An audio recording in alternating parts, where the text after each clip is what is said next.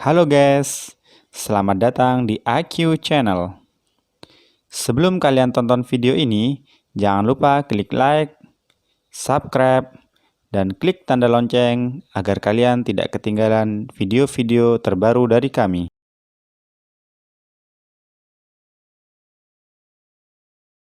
Baik guys, pada video kali ini admin akan mereview atau unboxing dari pompa akuarium atau power head merek SPA SP103A ya.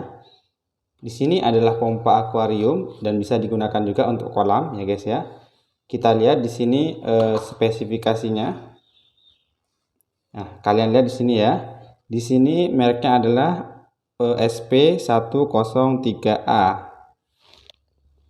Nah, kemudian voltage-nya 220 sampai 240 volt.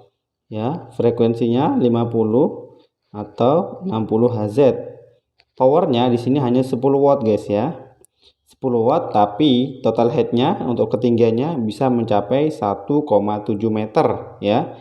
Jadi ini dayanya kecil tapi juga ketinggiannya sudah lumayan guys ya. Outputnya pun bisa sampai 1700 liter per jam ya. Jadi pompa ini guys ya, meskipun hanya 10 watt ya, hanya 10 watt, tapi di sini kekuatannya juga lumayan besar guys ya, yaitu 1700 liter per jam, dan juga ketinggiannya bisa mencapai 1,7 meter ya guys ya. Admin beli ini karena admin melihat dari yang lain wattnya ini paling kecil guys ya. Wattnya paling kecil hanya 10 watt dan spesifikasinya lumayan besar ya. Jadi admin ingin mencoba menggunakan pompa ini dengan watt yang kecil dan spesifikasi besar ya. Dan tampilannya seperti ini guys ya. Pompanya yang akan kita dapatkan seperti ini. Oh ya, sebelumnya di sini di bagian luar ya. Bagian luar di sini ada fitur keunggulan guys ya. Kalau kita lihat di sini fitur keunggulan. Kondisi kolam bocor atau kering, mesin pompa anti rusak atau terbakar. Nah, kalau menurut keterangan di sini guys ya, misalkan nih air kita habis ya karena kolam kita bocor atau akuarium kita bocor, atau air di akuarium yang berkurang, kemudian hingga airnya itu habis dan pompa ini tidak menyedot air. Nah, di sini kalau menurut keterangannya guys ya, anti rusak atau terbakar. Jadi pompanya tidak rusak ataupun tidak terbakar ya. Ya tentunya tapi harus hati-hati juga ya guys ya. Jangan kita biarkan seharian tanpa menyedot air ya. Pompa menyala tanpa menyedot air. Nah, bisa jadi tetap rusak juga kalau kita biarkan seperti itu guys ya. Kemudian yang kedua, turunkan suhu mesin pompa atau pendinginan.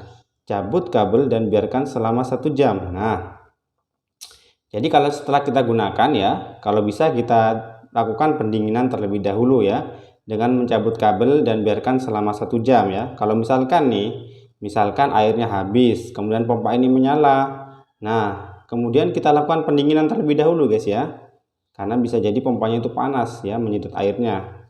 Kemudian yang ketiga, pendinginan selesai, mesin pompa sudah dapat dipakai kembali. Nah, jadi menurut keterangannya itu, jadi kalau misalkan kolam atau akuarium kita habis airnya ya, dan mesin ini menyala ya, kemudian kita matikan atau lakukan pendinginan terlebih dahulu guys ya. Kita biarkan kita matikan listriknya dan kita biarkan kurang lebih selama 1 jam sampai pompa ini dingin kembali, baru pompa itu bisa digunakan lagi. Jadi maksud dari anti rusak atau terbakar di sini setelah kita melakukan pendinginan ya guys ya. Baik, di sini juga ada tulisan perhatian ya. Perhatian. Selalu menonaktifkan pemasangan kabel listrik sebelum memegang atau pemasangan pompa.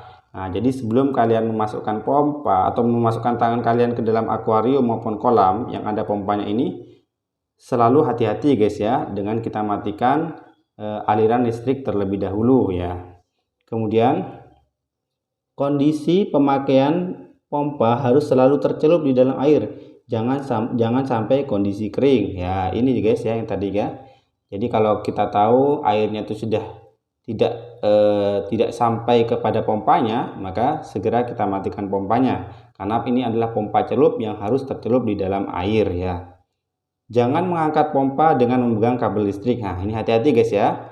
Karena dengan kita mengangkat pompa dalam air, dalam kolam maupun akuarium yang ada airnya, dan kita memegang aliran listrik, nah bisa jadi nanti kita kesetrum ya guys ya. Ini hati-hati ya. Kemudian penggunaan pompa harus sepenuhnya tercelup dalam air agar mesin tetap dingin. Nah, harus sepenuhnya tercelup dalam air ya, agar mesinnya tetap dingin. Apabila kondisi kabel listrik rusak atau terkelupas, pompa tidak boleh dihidupkan. Nah, ini yang perlu diperhatikan guys ya.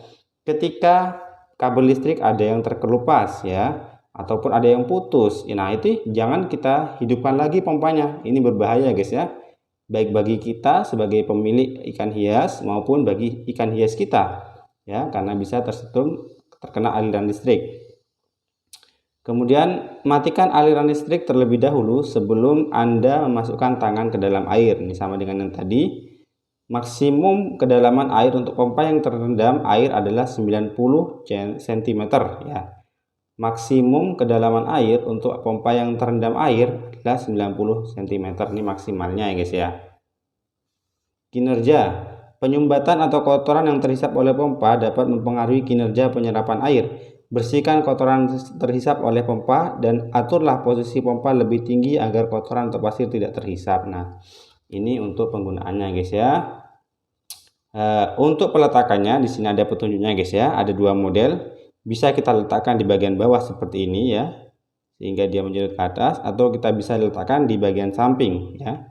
Kalau di akuarium bisa kita letakkan di kaca bagian samping ya, atau di kaca bagian bawah. Baik, langsung saja kita buka dalamnya seperti apa.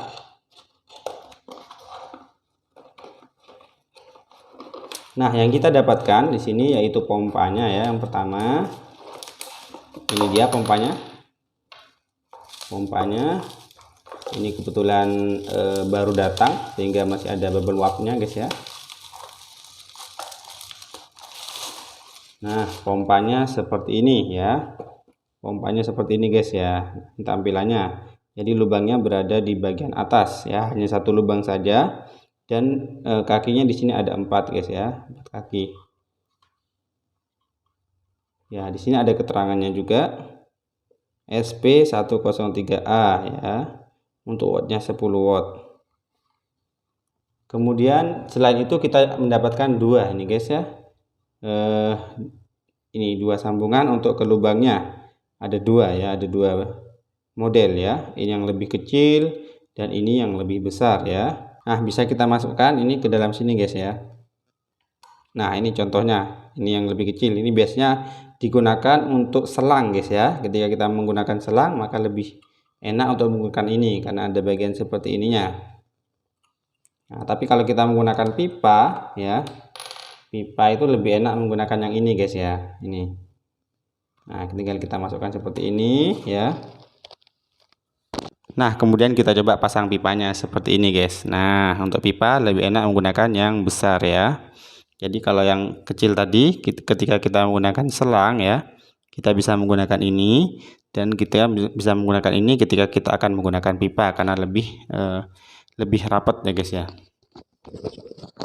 Baik, langsung saja kita coba bagaimana ketinggian yang akan dihasilkan oleh pompa ini ya. Kita coba di dalam air ya. Nah, setelah kita coba dalam air hasilnya seperti ini guys ya. Ini sudah lumayan tinggi guys ya, tanpa menggunakan pipa maupun selang sudah lumayan tinggi. Jadi kalau kita menggunakan selang maupun pipa, ini bisa mencapai 1,7 meter maksimal ya. Maksimalnya 1,7 meter. Kalau di bawah itu maka alirannya akan lebih keras lagi guys ya. Baik, demikian review atau unboxing dari admin tentang pompa SPA SP103A. Jangan lupa klik like, subscribe, dan klik tanda lonceng agar kalian tidak ketinggalan video-video terbaru dari kami.